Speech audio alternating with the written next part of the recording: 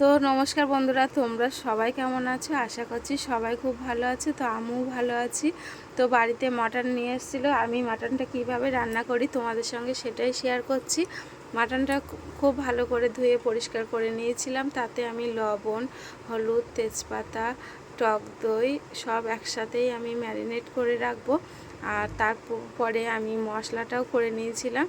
আর এর মধ্যে একটু টমেটো, পেঁয়াজ, সব মশলা আর কি যাবতীয় যা লাগে মাংস রান্না করতে গিয়ে সেই মশলাগুলো কিন্তু সব আমি একসাথে দিয়ে এর মধ্যে মাখিয়ে নিচ্ছি। কাঁচা লঙ্কাই দিয়েছিলাম, গরমের দিন বাচ্চারা সবাই খাবে। আদা, রসুন, লঙ্কা, জিরে সব কিছুই একসাথে বেটে নিয়ে তার মধ্যে কিন্তু আমি সরষের তেলটাও দিয়ে ভালো করে মাখিয়ে নিয়েছি। নিয়ে থালা চাপা দিয়ে আমি কিন্তু ডিপ ফ্রিজে তাড়াতাড়ি হওয়ার জন্য আমি খানিকটা টাইমের জন্য আমি কিন্তু ফ্রিজে রেখে দিলাম।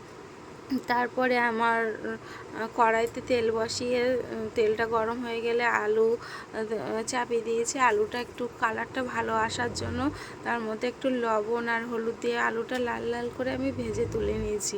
তারপরে যে তেলটা ছিল সেই তেলের মধ্যে আমি মাংসটা দিয়ে দিলাম। দিয়ে মাংসটাকে ভালো করে কষিয়ে নেব।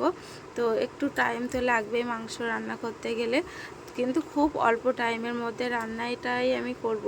তো মাংস থেকে প্রচুর পরিমাণে জল বেরালো, সেই জলটা কিন্তু আমি ভালো করে কড়াইতে কষিয়ে নিয়েছিলাম। নিয়ে এদিকে আমি আলাদা পাত্রে গরম জল, ফোটানো জল বসিয়ে দিয়েছিলাম। জলটা ফুটে গেলে মাংস মধ্যে ঢেলে দিয়েছিলাম। দিয়ে প্রেসার কুকারে আলু দিয়ে মাংস দিয়ে একসাথে করে আমি আবার একটু সিটি দিয়ে নেব। মাংসটা খেতে নরম সফট হবে আর খুব তাড়াতাড়িও রান্নাটা হবে। তো আমি কিন্তু এমন করে বন্ধুরা রান্না করি, তোমরা কেমন করে করো অবশ্যই কমেন্ট করতে যেন ভুলো না। তো আজকে মেনু ছিল অনেক রকমের, ডাল, মাছ সব কিছুই ছিল। তো এদিকে আমার প্রেসার কুকারের তো সিটিটা হয়ে গেলে আমি প্রেসার কুকার থেকে মাংসটা ঢেলে তোমাদেরকে দেখাচ্ছি কেমন হয়েছে।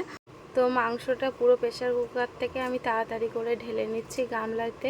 গরম যেহেতু, আর 5-6খানা সিটি মেরে কিন্তু আমি গামলাতে ঢেলে নিচ্ছি মাংসটা। আজকে ভিডিওটা এই পর্যন্ত। তোমাদের কেমন লাগলো অবশ্যই কমেন্ট করে জানিও। টাটা।